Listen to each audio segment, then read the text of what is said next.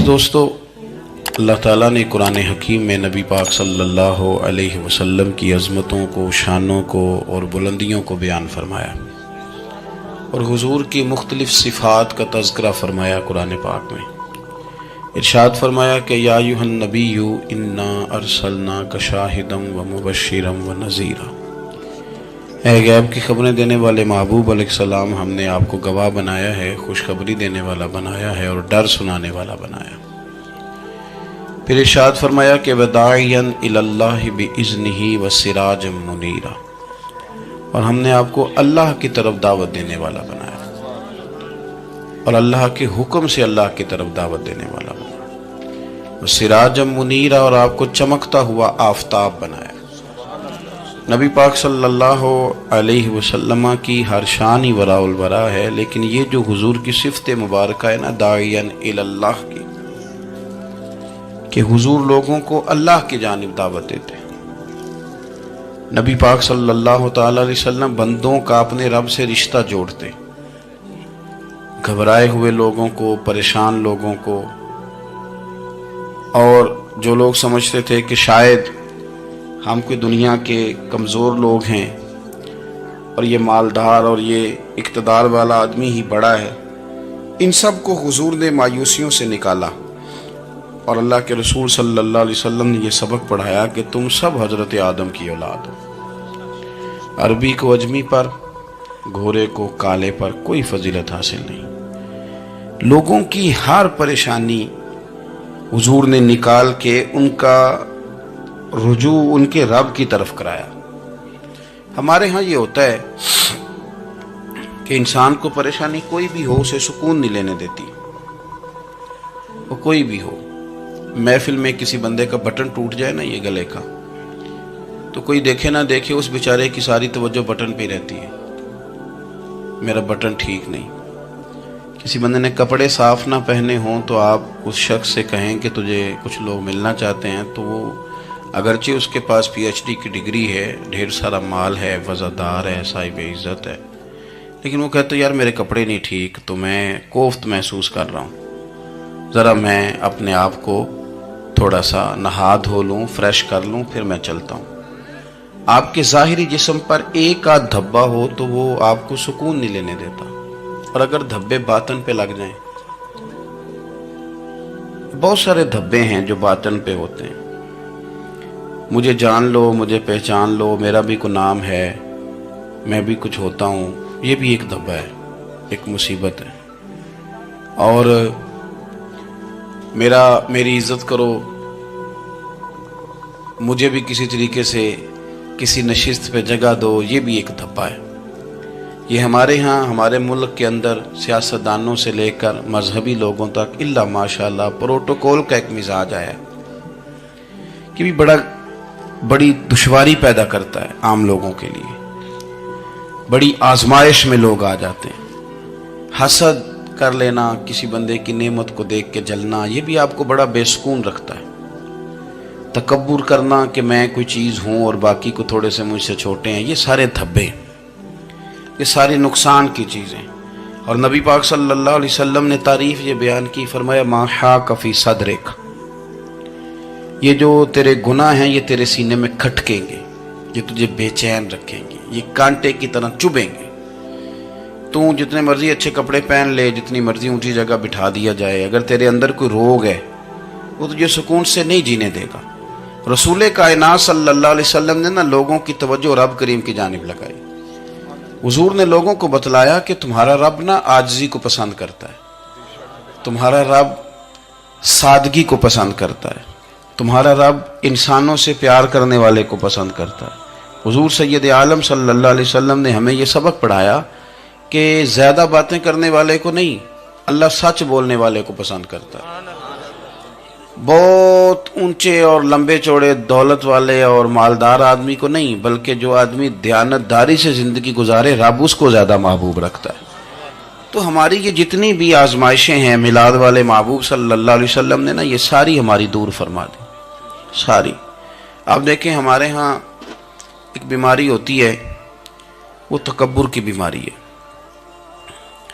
और वो सिर्फ मालदार को ही नहीं होता, بلکہ حضرت سعدی شیرازی فرماتے ہیں کہ میں نے بہت سارے جھکے ہوئے لوگوں میں تکبر دیکھا ہے.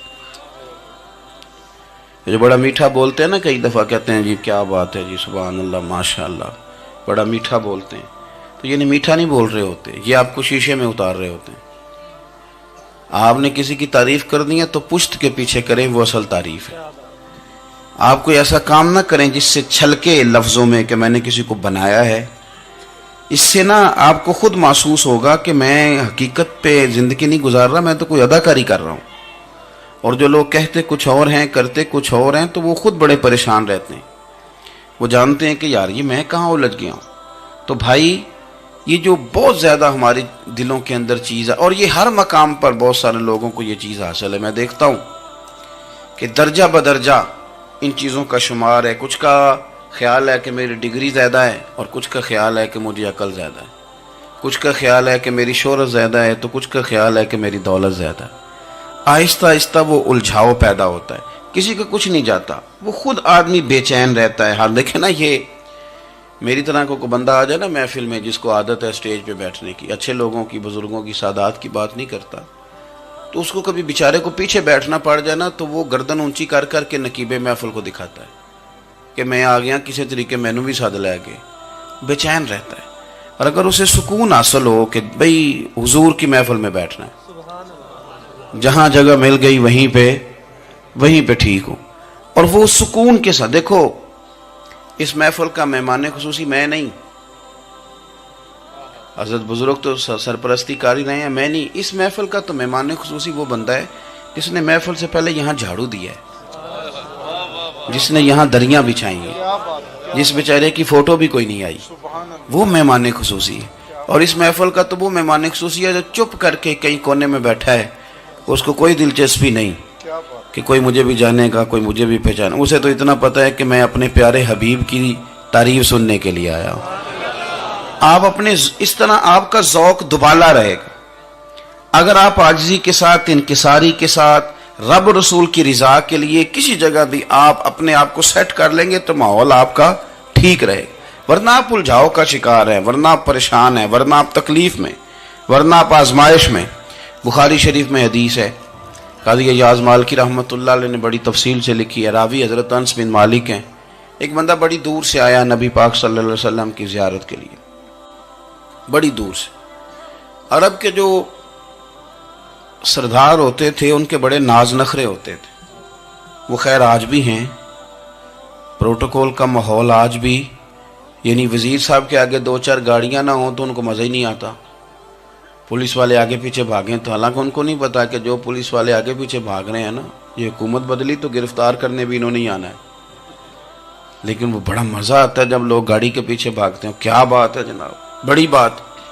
اور ہماری طبیعتوں میں پتہ نہیں کون سی، یہ پیسے پھینکنے والے دوست مجھ سے ناراض نہ ہو جائیں، لیکن میں اکثر سوچتا ہوں کہ یار یہ کس طرح کا کام ہے کہ پہلا کھلارنے پھر آپ اکٹھے کرنے. تو آپ کٹھے دے دیں جس کو دینے ہیں، ختم ہو جائے بات. یعنی وہ محفل میں نا گپ شپ ہو رہی ہوتی ہے، اکٹھے کرنا لے، پان دینا لے، کس چکر میں پڑ گئے. حضور غوث اعظم رضی اللہ تعالیٰ عنہ کی محفل میں شیخ یحییٰ نجار جایا کرتے تھے تو وہ کہتے تھے کہ ہم وہاں گنتے تھے آج کتنے بندوں نے توبہ کی، تو ہم سے گنے نہیں جاتے تھے، اتنے لوگ توبہ کرتے تھے. بزرگوں کی محفلوں میں توبہ کرنے والے گنے جاتے تھے، ہماری محفلوں میں پیسے گنے جاتے ہیں اور وہ پرچیاں دی جاتی ہیں. ایسا نہ کریں، اس سے گھٹن پیدا ہوتی. اور پھر جو نوٹوں والے ہوتے ہیں وہ فرنٹ سیٹوں پہ آ جاتے ہیں. بہت سارے غریب سوچتے ہیں کہ میرے پاس بھی اگر کرارے نوٹ ہوتے تو میں بھی آگے ہوتا. تو کم از کم یہ جو میلاد کی محفل ہیں ان میں تو سب کو ایک جیسا رہنے دے. یہاں تو امیر غریب کا فرق نہ ہو، اس کو تو مہربانی کریں. تو نبی پاک صلی اللہ علیہ وسلم کی خدمت میں وہ شخص بڑی دور سے آیا. تو عرب کے بادشاہوں کا مزاج تھا، پروٹوکول بڑا چاہتے تھے. ان کا تو یہ طریقہ تھا کہ حکمرانی کرنی ہے جیسے بھی ہو.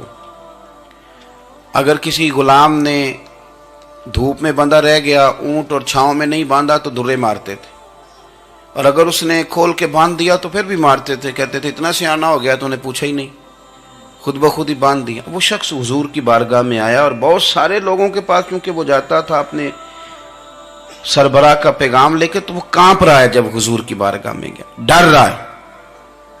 اب ذرا بات کو سمجھنا، نبی پاک صلی اللہ علیہ وسلم نے اس سے فرمایا کیوں ڈرتے ہو؟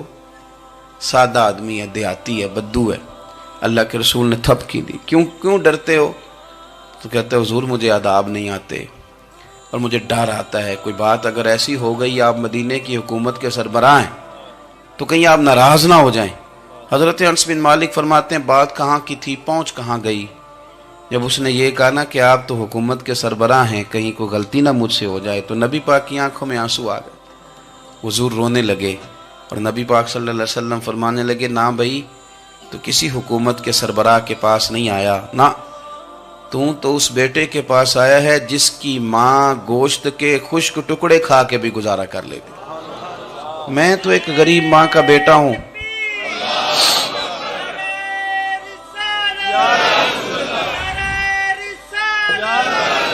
بھائی اگر آپ کا یہ ذوق بن جائے، دیکھو نا آج تو لوگ بھول جاتے ہیں نا، کپڑے بدل لیتے ہیں تو وہ سمجھتے ہیں کہ شاید سارا کچھ ہی بدل گیا.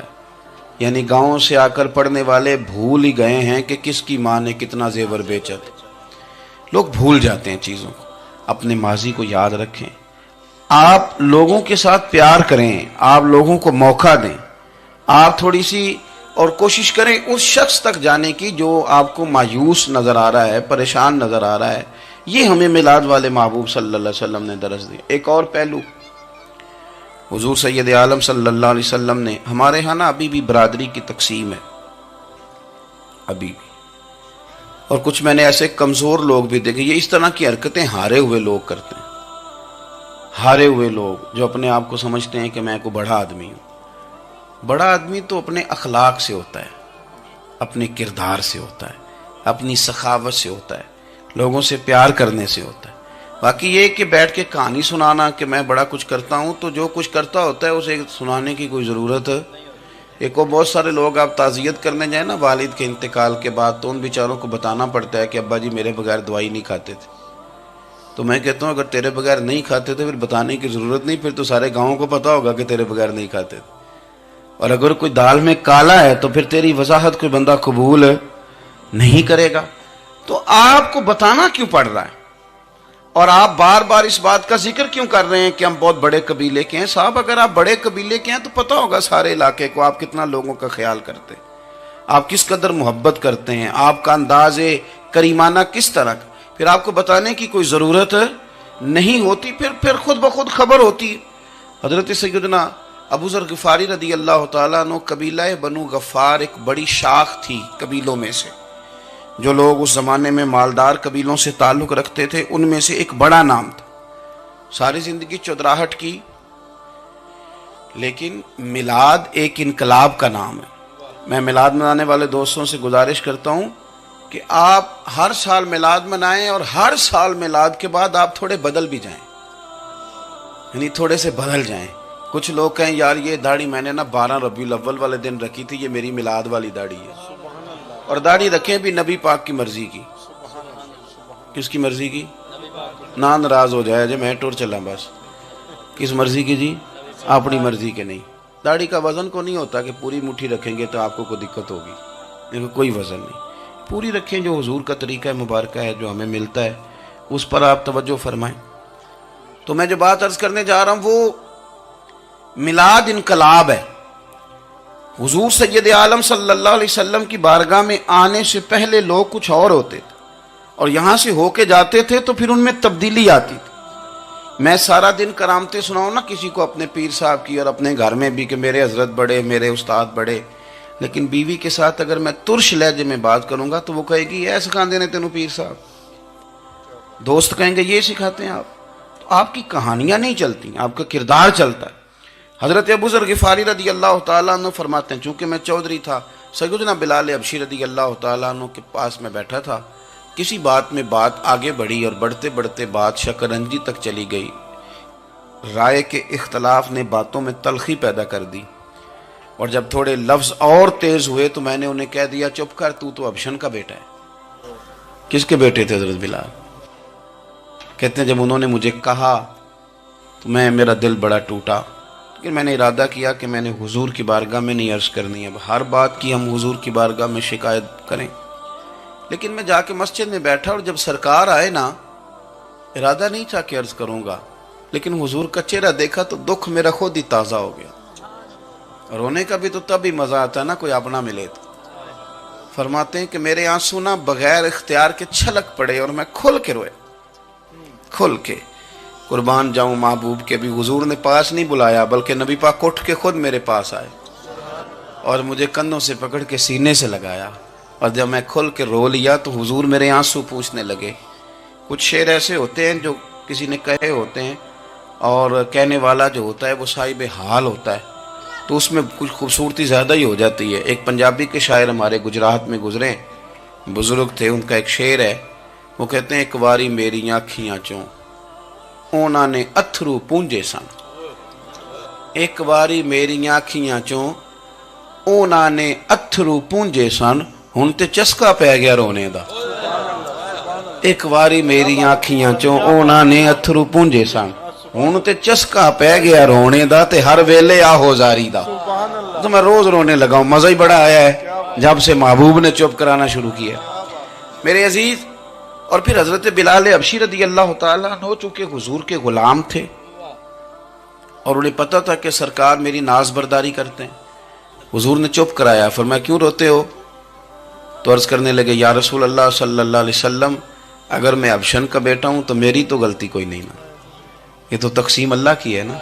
الذی خلقک فسواک فعدلک فی ای صورت ما شاء رکبک، جس طرح وہ چاہتا ہے، جس کو چاہتا ہے اس طرح کی اس کی صورت بنا دیتا ہے۔ تو مجھے ابشن کا بیٹا کہا جاتا ہے، میری غلطی کیا ہے؟ حضرت بلال نے بھی نہیں بتایا کس نے کہا، لیکن نبی پاک صلی اللہ علیہ وسلم نے کیا فرمایا؟ امام یوسف صالحی نے لکھا ہے، ذرا غور کرنا بات پر، تسلیاں لوگ اور رنگ میں بھی دیتے ہیں، پر یہ تسلی بڑی انوکھی ہے۔ حضور فرمانے لگے بلال اگر تو ابشن کا بیٹا ہے تو پریشان کیوں ہوتا ہے؟ کالے رنگ والی ماں کا بیٹا ہے تو پریشان کیوں ہوتا ہے اگر تیری والدہ کا رنگ کالا ہے تو؟ عرض کی حضور آپ کیا فرمانا چاہتے ہیں؟ تو سرکار فرمانے لگے میں دو ماؤں کا بیٹا ہوں، ایک جناب آمنہ جنہوں نے مجھے پیدا کیا، اور ایک حضرت ام ایمن جنہوں نے میری پرورش کی، مجھے بڑا کیا۔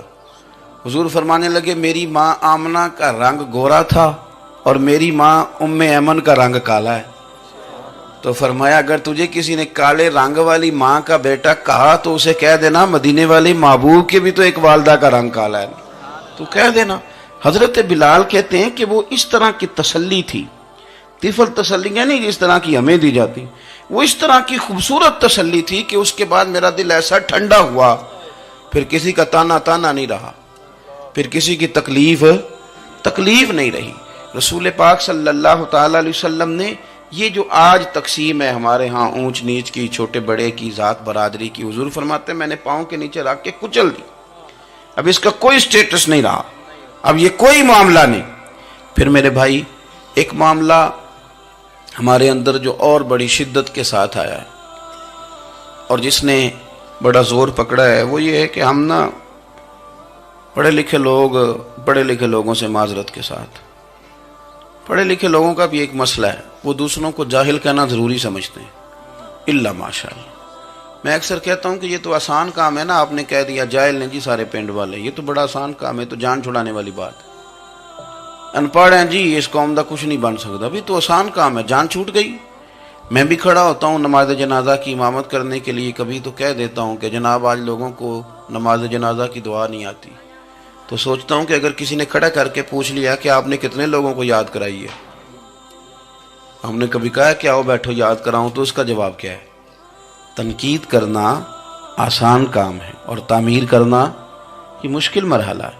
عزیز دوست، ہمارے ہاں نا ان پڑھ بندے کے ساتھ اور اس بندے کے ساتھ جس کی سوچیں محدود ہیں، ہمارا رویہ اتنا تلخ ہوتا ہے۔ بھئی مزہ تو تب آتا ہے نا جب آپ کو، کچھ لوگ کہتے ہیں میں اچھے کے ساتھ اچھا ہوں، تو اچھے کے ساتھ تو ساری دنیا اچھی ہوتی ہے، آپ نے اس میں کیا کمال کیا؟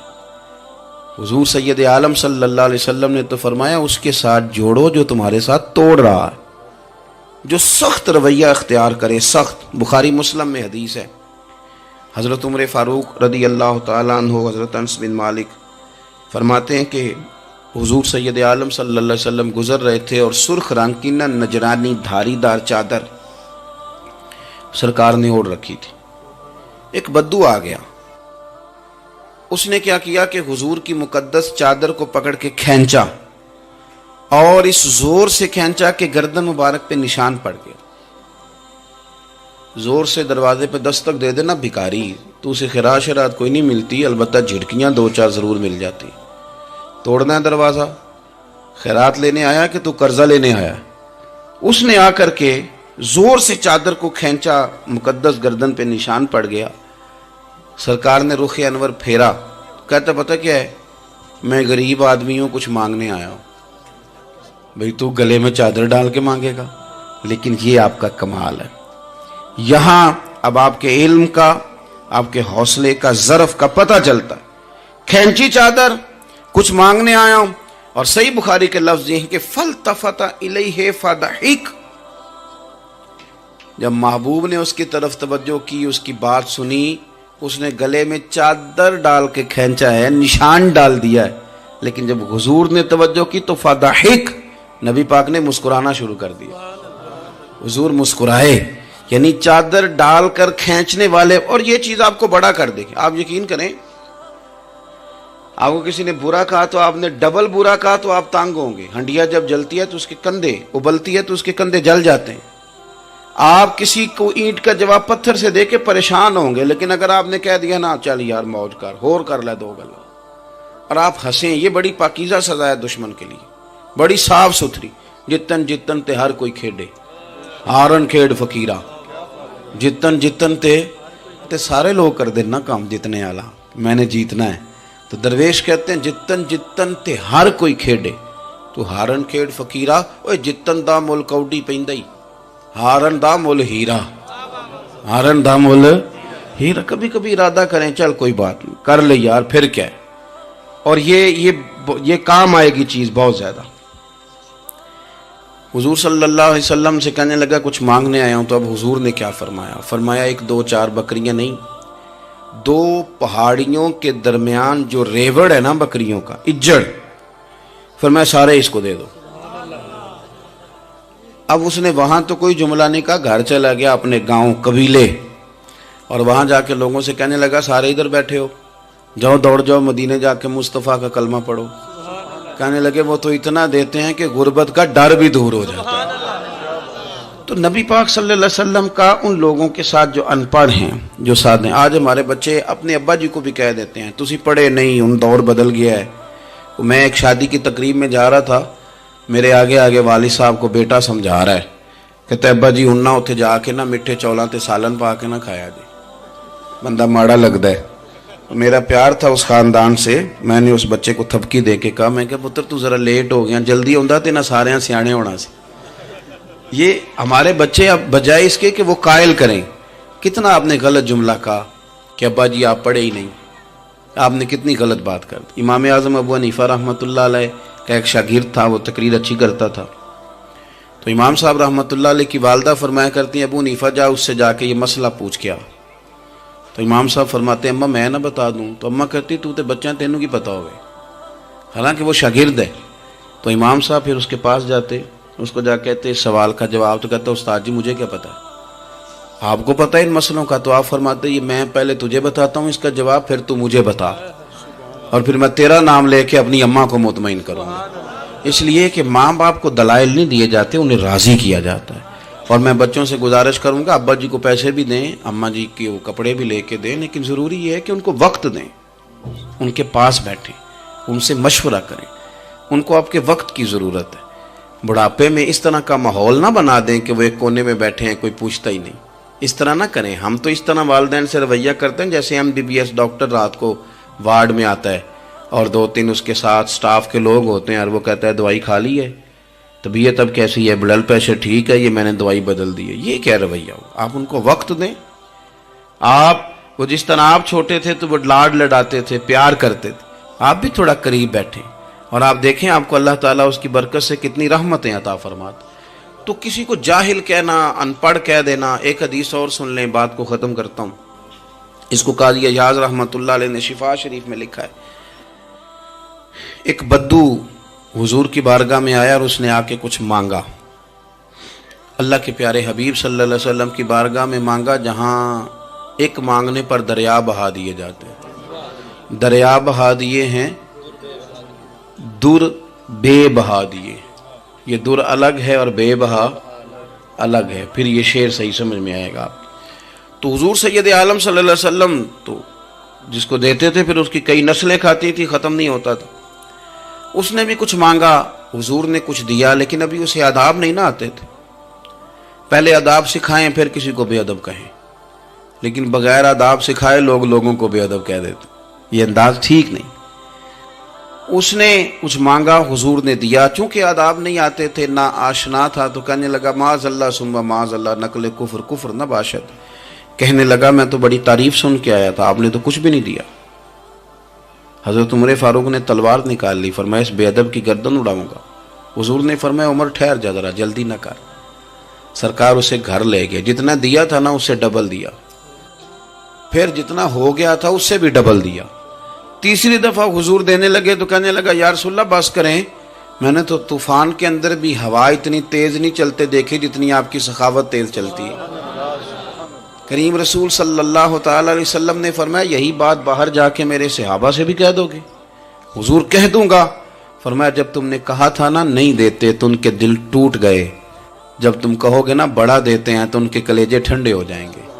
وہ باہر آیا، آ کر کے کہنے لگا میرے رسول پاک علیہ السلام کے مقدس غلاموں، میں نے تو طوفان میں بھی ہوا اتنی تیز نہیں دیکھی جتنی کریم کی سخاوت تیز ہے.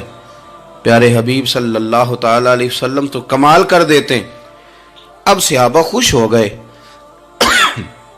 میرے نبی پاک صلی اللہ علیہ وسلم نے ہماری تربیت فرمائی کہ ہم نے کس طرح کا رویہ ایسے لوگوں کے ساتھ اختیار کرنا ہے.